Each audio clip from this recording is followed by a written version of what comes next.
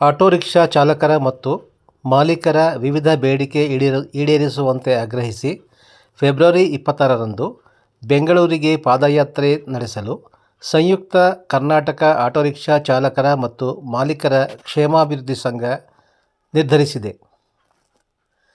ಭಾನುವಾರ ಮೈಸೂರಿನ ಖಾಸಗಿ ಹೋಟೆಲ್ ಸಭಾಂಗಣದಲ್ಲಿ ಸಂಯುಕ್ತ ಕರ್ನಾಟಕ ಆಟೋ ರಿಕ್ಷಾ ಚಾಲಕರ ಮತ್ತು ಮಾಲೀಕರ ಕ್ಷೇಮಾಭಿವೃದ್ಧಿ ಸಂಘದ ವತಿಯಿಂದ ಸಭೆಯನ್ನು ಆಯೋಜಿಸಲಾಗಿತ್ತು.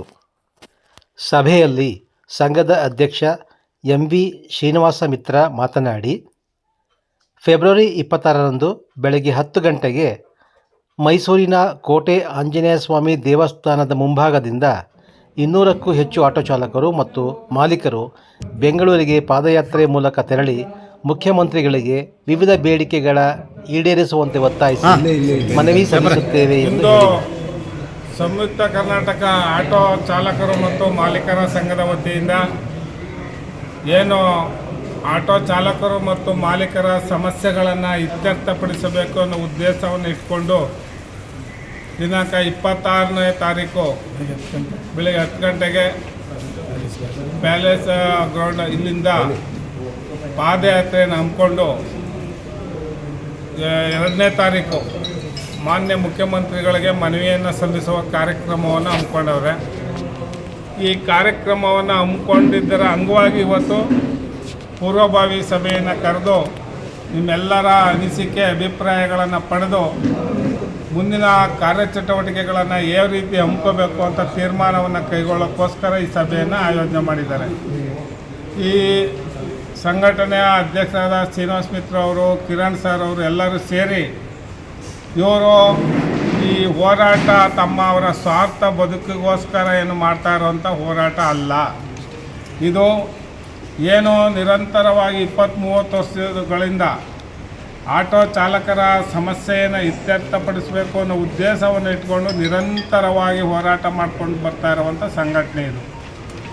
ಆದ್ದರಿಂದ ಇತ್ತೀಚಿನ ದಿನಗಳಲ್ಲಿ ಕೇಂದ್ರ ಸರ್ಕಾರ ಮತ್ತು ರಾಜ್ಯ ಸರ್ಕಾರ ಕೆಲವು ನೀತಿ ನಿಯಮಗಳನ್ನು ಬದಲಾವಣೆ ಮಾಡಿ ಹೆಚ್ಚಿನ ಹೊರೆಯಾಗುವಂಥ ನಿಯಮಗಳನ್ನು ಆದೇಶಗಳನ್ನು ಮಾಡಿರೋದ್ರಿಂದ ಅವುಗಳನ್ನು ಕಡಿತ ಮಾಡಿ ಆ ಆಟೋ ಚಾಲಕರಿಗೆ ನೆಮ್ಮದಿಯಿಂದ ಬದುಕುವಂಥ ಜೀವನ ನಿರ್ವಹಣೆ ಮಾಡೋಕ್ಕೆ ಅವಕಾಶ ಕಲ್ಪಿಸಿಕೊಡಿ ಅಂತ ಹೋರಾಟವನ್ನು ಹಮ್ಮಿಕೊಂಡಿರೋದು. ಇವರು ಇದೇ ರೀತಿ ಪದೇ ಪದೇ FC ಟ್ಯಾಕ್ಸು ಇಂಥ ಸುಂಕಗಳನ್ನು ಹೆಚ್ಚು ದುಬಾರಿ ಮಾಡಿದ್ರೆ ಅವರ ಜೀವನ ನಿರ್ವಹಣೆ ಮಾಡೋದು ಭಾಳ ಕಷ್ಟ.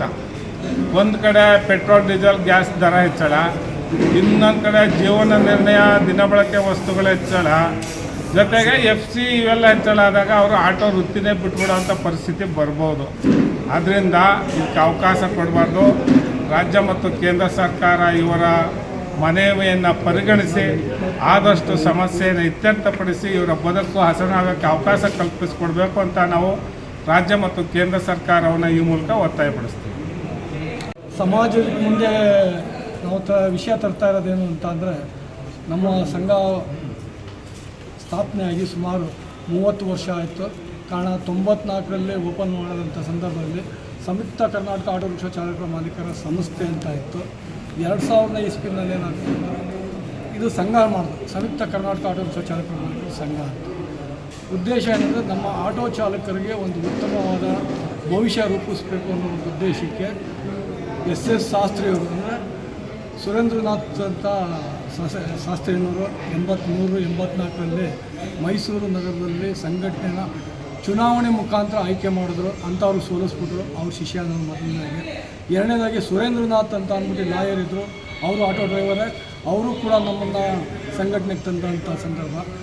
ನೆಕ್ಸ್ಟ್ ಅಲ್ಲಿಂದ ಬಂದಾಗ ನಾರಾಯಣ್ ಶರ್ಮಾ ಅಂತ ಎಲ್ಲ ಒಳ್ಳೆ ಹೋರಾಟಗಾರರುಗಳು ಈ ಸಂಘಟನೆ ಮಾಡ್ಕೊಂಡ್ಬಂದು ಲಾಸ್ಟ್ಗೆ ನನ್ನ ಕೈಗೆ ಬಿಟ್ಕೊಂಡು ಹೋದ್ಮೇಲೆ ನಾನು ಜವಾಬ್ದಾರಿ ಹೊತ್ತಾದ್ಮೇಲೆ ನಾವು ಇದನ್ನು ಒಳ್ಳೆ ಉದ್ದೇಶ ಮಾಡಿಕೊಂಡೋಗಿದ್ದೀವಿ. ಇವತ್ತು ನಮ್ಮ ಚಾಲಕರಿಗೆ ಏನು ತೊಂದರೆ ಆಗ್ತಾಯಿದೆ ಹಳೆ ಚಾಲಕರಿಗೆ ಅಂತ ಅಂದರೆ, ಗಾಡಿಗಳು ಆಟೋ ರಿಕ್ಷಾಗಳಿಗೆ 15,000 ರೂಪಾಯಿ ಫೀಸ್ ಕಟ್ಟಬೇಕು. ಮೊದಲು 800 ರೂಪಾಯಿ ಕಟ್ಟಬೇಕಾಯಿತು ವರ್ಷ FC ಫೀಸು. ಇವತ್ತು 9,000 ರೂಪಾಯಿ ಮಾಡೋರೆ. ಅದು ತುಂಬ ನೋವಾಗೋಂಥ ವಿಷಯ. ಮತ್ತು ಮೈಸೂರಿನಲ್ಲಿ 3-4 ತಿಂಗಳಿಂದ FC ಫೀಸ್ ಬರ್ತಾನೇ ಇಲ್ಲ. ಇದಕ್ಕೆ ಯಾರೂ ಕೂಡ ಇದು ಮಾಧ್ಯಮದವರು ಕೂಡ ಜವಾಬ್ದಾರಿ ಇದೆ. ಇವರು ಕೂಡ ಅವ್ರಿಗೆ ಜವಾಬ್ದಾರಿ ತಗೊಂಡು ಅವ್ರ ಪ್ರಶ್ನೆ ಮಾಡ್ತಾ ಇಲ್ಲ. ಆ ಒಂದು ಉದ್ದೇಶ ಮಡಿಕೊಂಡು ಕೆಲವು ನಮ್ಮ ಬೇಡಿಕೆಗಳೇನಿದೆ ಇವನ್ನೆಲ್ಲ ತಗೊಂಡು ನಾವು ರಾಜ್ಯ ಸರ್ಕಾರದ ಮುಂದೆ ಹೋಗ್ತಾ ಇದ್ದೀವಿ. ಕಾರಣ ಏನಂದರೆ 24ನೇ ವರ್ಷ 6ನೇ ತಿಂಗಳು 30ನೇ ತಾರೀಕು ಮೊದಲಾಗಿ CM ಅವರಿಗೆ ಲೆಟ್ರ್ ಕೊಟ್ಟಂಥ ಸಂದರ್ಭದಲ್ಲಿ ಇದನ್ನ ಮಾಡಿಕೊಡ್ತೀನಿ ಅಂತ ಹೇಳಿದ್ರು. ಅದಾದಮೇಲೆ ಕಳೆದ ವರ್ಷ 21/2/2025 ಒಂದು ಪೂರ್ವಭಾವಿ ಸಭೆ ವಿಧಾನಸೌಧದಲ್ಲಿ ನಮಗೆಲ್ಲ ಕರೆದು 72 ಸಂಘಟನೆಗಳಿಗೆ ಕರೆದು ನಿಮಗೆ ಈ ಸರಿ ಅಜೆಂಡಾ ಒಳಗೆ ಏನಾದ್ರು ಸೇರಿಸ್ತೀವಿ ಅಂತ ಹೇಳಿದ್ರೆ ಆ ಸರಿ ಸೇರ್ಸೋಕ್ಕಾಗಿಲ್ಲ. ಇವತ್ತು 22ನೇ ತಾರೀಕು ಒಂದು ವರ್ಷ ತುಂಬಿ ಒಂದು ದಿನ ಆಗಿದೆ. ಅದರಿಂದ ನಾವು ಸೋಮವಾರ ಅವ್ರನ್ನ ಕಂಡು ಅವ್ರಿಗೆ ಮತ್ತೊಮ್ಮೆ ಅವರಿಗೆ ಮನವಿ ಮಾಡಿ ಅವರಿಗೆ ನಮ್ಮ ಕಷ್ಟ ಸುಖಗಳನ್ನ ಅರ್ಪಿಸ್ತಾ ಇದ್ದೀವಿ. ದಯವಿಟ್ಟು ಇದಕ್ಕೆ ತಾವೆಲ್ಲ ನಮಗೆ ಬೆಂಬಲ ಕೊಡಬೇಕು ಅಂತ ಕೇಳ್ತೀವಿ. ಈಗ ಈ ಓಲಾ ಊಬರು ರ್ಯಾಪಿಡೋದಿಂದ ಭಾಳಷ್ಟು ತೊಂದರೆಗಳಾಗ್ತಿದೆ ಅಂತ ಅಂದ್ಬಿಟ್ಟು ನಿಮ್ಮ ಆಟೋ ಚಾಲಕರೇ ಅಥವಾ ಆಟೋ ಮಾಲೀಕರೇ ಭಾಳಷ್ಟು ಬಾರಿ ಸರ್ಕಾರಕ್ಕೆ ನೀವು ಮನವಿಗಳನ್ನ ಸಲ್ಲಿಸ್ತಾ ಬಂದ್ರಿ. ಏನಾಗಿದೆ ಸರ್ ಈಗ ತಮ್ಮ ಸಾಕಷ್ಟು ಸರಿ ಈ ಖಾಸಗಿ ಸಂಸ್ಥೆಗಳು ಬಂದ ನಂತರ ಏನಾಗಿದೆ, ಈ ನಮ್ಮ ರ್ಯಾಪಿಡೋ 2 ವೀಲರ್ನವ್ರು ಏನಿದೆ ಸಾಕಷ್ಟು ಒಂದೇ ದಿನ 16 ಕೇಸ್ ಬುಕ್ ಆಗಿರುವಂಥ ಮೈಸೂರಿನಲ್ಲಿ ಒಂದು ಇತಿಹಾಸ ರಚನೆ ಮಾಡಿದೆ ನಮ್ಮ ಸಂಘದ ವತಿಯಿಂದ. ಸತ್ಯನಾರಾಯಣ್ ಸಿಂಗ್ ಅಂತ ಇದ್ದಾರೆ, ಅವರು ನಮ್ಮ ಶ್ರೀನಿವಾಸ್ ಮಿತ್ರ ಅವರು ಇವರೆಲ್ಲ. ಇಷ್ಟಾದ್ರೂ ಆ ಸಂಸ್ಥೆ ಯಾರು ಮುಖ್ಯಸ್ಥರು ಏನು ಅದ್ರ ಮೇಲೆ ಏನು ಮಾಡಬೇಕು ತನಿಖೆ ಒಂದು ವೈಟ್ ಬೋರ್ಡ್ ಗಾಡೀಲಿ ಅವರು ನಾವು ಎಲ್ಲೋ ಬೋರ್ಡ್ ಅಂತ ಏನು ಪರ್ಮಿಟಲ್ಲಿ ಒಂದು 2 ವೀಲರ್ನಲ್ಲಿ ಅತಿ ಕಡಿಮೆ ದುಡ್ಡಿನಲ್ಲಿ ಕರ್ಕೊಂಡು ಹೋಗ್ತೀವಿ ಅಂತ ಅಂದ್ಬಿಟ್ಟು ನಮ್ಮ ಆಟೋ ಚಾಲಕರ ಕುಟುಂಬಗಳಿಗೆ ತುಂಬ ವಂಚನೆ ಆಗ್ತಾಯಿದೆ. ಯಾಕಂದರೆ ಕರ್ತವ್ಯ ನಿರತ ಪ್ರಗತಿ ಪರವಾಗಿ ನಾವು ಏನಿದೆ ಆಟೋ ಚಾಲಕರು ವಾಸ್ತವವಾಗಿ ಅವ್ರ ಕುಟುಂಬಗಳು ನಿರತರಾಗಿರೋದೇ ಅವರ ಆಟೋ ಚಾಲಕರ ವೃತ್ತಿಯಿಂದ. ಅವ್ರಿಗೆ ಭಾಳ ಅನ್ಯಾಯ ಆಗಿದೆ ಸರ್ ಈ ಖಾಸಗಿ ಸಂಸ್ಥೆ. ಸೊ ಈಗ ಸರ್ಕಾರಕ್ಕೆ ಯಾವ ಥರ ಅದನ್ನು ನಿಲ್ಲಿಸಿ ಅಂತ ಮನವಿ ಏನಾದ್ರು ಕೊಡ್ತಿರೋ ತಾವು? ಸರ್ಕಾರಕ್ಕೆ ಸಾಕಷ್ಟು ಬಾರಿ ಮನವಿ ಕೊಟ್ಟಿದ್ದೀವಿ, ಆದರೆ ಸರ್ಕಾರ ಪರಿಗಣಿಸಬೇಕು. ಇದು ನಮ್ಮ ವಾಹನ ಕಾಯ್ದೆ ಸಾರಿಗೆ ಕಾಯ್ದೆಗೆ ಉಲ್ಲಂಘನೆ ಆಗ್ತಿದೆಯಾ ಇಲ್ವಾ, ಇದರಿಂದ ಆಗು ಹೋಗುಗಳು ಏನೇನು. ಈಗ ನೋಡಿ ಸಾಕಷ್ಟು ಸರಿ ಸ್ವಿಗ್ಗಿ ಝೊಮ್ಯಾಟೊ ಹೆಂಗೆ ನಮ್ಮ ವೆಹಿಕಲ್ಗಳಿಗೆ ಅಡ್ಡ ಬರ್ತಾರೆ. ನಮ್ಮ ಆಟೋ ರಿಕ್ಷಾದವ್ರದ್ದು ಸಾಕಷ್ಟು ಆಕ್ಸಿಡೆಂಟ್ ಸ್ವಿಗ್ಗಿ ಝೊಮ್ಯಾಟೊಯಿಂದನೂ ಆಗ್ತಾ ಇದೆ. To be honest, Swiggy Zomato is not ambulance. ಆ್ಯಂಬುಲೆನ್ಸ್ಗೆ ಸೇವೆ ಮಾಡಲಿಕ್ಕೆ ನನ್ನ ಆಟೋ ಚಾಲಕರು, ನನ್ನ ಸಹೋದರರು, ನನ್ನ ಸಹೋದರಿಯರು ಪ್ರತಿಯೊಬ್ಬರು ಸೈಡ್ ಕೊಟ್ಟಿದ್ದಾರೆ. ಬಟ್ ಈ ಸ್ವಿಗ್ಗಿ ಝೊಮ್ಯಾಟೊ ಅವ್ರನ್ನ ಕಂಟ್ರೋಲ್ ಮಾಡೋಕ್ಕಾಗ್ತಿಲ್ಲ. ಈಗ ಇತ್ತೀಚೆಗೆ ಒಂದು ಹೈಕೋರ್ಟ್ ಒಂದು ಆದೇಶ ಮಾಡಿದೆ. ಒಂದು ಈ ಏನು ರ್ಯಾಪಿಡೋ ಇದೆ ಬೈಕಲ್ಲಿ ಓಡಿಸ್ತಾ ಇದ್ದಾರೆ ಅವ್ರನ್ನ ನೀವು ಸರ್ಕಾರ ಪರಿಗಣಿಸಿ ಅದನ್ನು ಲೆಕ್ಕಕ್ಕೆ ತಗೊಳ್ಳಿ ಅನ್ನೋ ಮಟ್ಟದಲ್ಲಿ ಒಂದು ಆದೇಶ ಆಗಿದೆ. ಮಾಡಲಿ ಸರ್ ಇವಾಗ ನಮ್ಮದು ಆಟೋ ರಿಕ್ಷಾ ಏನಿದೆ ಎಲ್ಲೋ ಬೋರ್ಡ್ ಹೆಂಗಿದೆ ಅವ್ರದ್ದು ಎಲ್ಲೋ ಬೋರ್ಡ್ ಮಾಡ್ಕೊಂಡು ಮಾಡಲಿ. ಅವರು ಪರ್ಮಿಟ್ ಕಟ್ಟಲಿ, ಆ ಕಷ್ಟ ಏನು ಅಂತ ಗೊತ್ತಾಗುತ್ತೆ. ಆವಾಗ ಅವರು ಉಳ್ಕೋಬೇಕೋ ಬಿಟ್ಟೋಗ್ಬೇಕು ಅನ್ನೋದು ಅವರು ಡಿಸೈಡ್ ಮಾಡ್ತಾರೆ. ವೈಟ್ ಬೋರ್ಡ್ ಹಾಕ್ಕೊಂಡ್ಬಿಟ್ಟು ಒಂದು ಹೆಲ್ಮೆಟ್ ಇಟ್ಕೊಂಡು ಒಂದು ಸ್ಪೇರ್ ಹೆಲ್ಮೆಟ್ ಇಟ್ಕೊಂಡು ಪಾರ್ಟ್ ಟೈಮು ಫ್ರೀ ಟೈಮು ಅಂದ್ಕೊಂಡು ನಮ್ಮ ಆಟೋ ಚಾಲಕರದ್ದು ಕುಟುಂಬಗಳು ವಂಚನೆ ಆಗ್ತಾ ಇದೆ ಸರ್. ಈಗ ಭಾಳಷ್ಟು ದಿನಗಳಿಂದ ವರ್ಷಗಳಿಂದ ಆಟೋ ಚಾಲಕರು ಬರೀ ಸಮಸ್ಯೆಯಲ್ಲೇ ನಲುಗ್ತಾ ಇದ್ದಾರೆ. ಏನು ಅದಕ್ಕೆ ಪರಿಹಾರ ಸಿಗಲ್ವಾ ಸರ್? ಸಾಕಷ್ಟು ಏನಿದೆ ಯೋಜನೆಗಳು ಏನಿದೆ ನಮ್ಮಲ್ಲಿ, ಎಂಪವರ್ಮೆಂಟ್ ಪ್ಲ್ಯಾನ್ಸ್ ಅಂತ ಏನಿದೆ ಆಟೋ ಚಾಲಕರಿಗೆ ಕೊಡಬೇಕು ಸರ್. ಯಾಕಂದರೆ ಫಸ್ಟ್ ಲೆವೆಲ್ KSRTC ಬಿಟ್ಟರೆ ಅದಕ್ಕಿಂತ ಬೆಟರ್ ಲೆವೆಲ್ ನಮ್ಮ ಆಟೋ ಚಾಲಕರು. ಯಾಕಂದರೆ KSRTC ಚಾಲಕರಾಗಿರ್ಬೋದು, ನಿರ್ವಾಹಕರಾಗಿರ್ಬೋದು, ಅವ್ರಿಗೆ ಸಂಬಳ ಅಂತ ಇದೆ ಸರ್.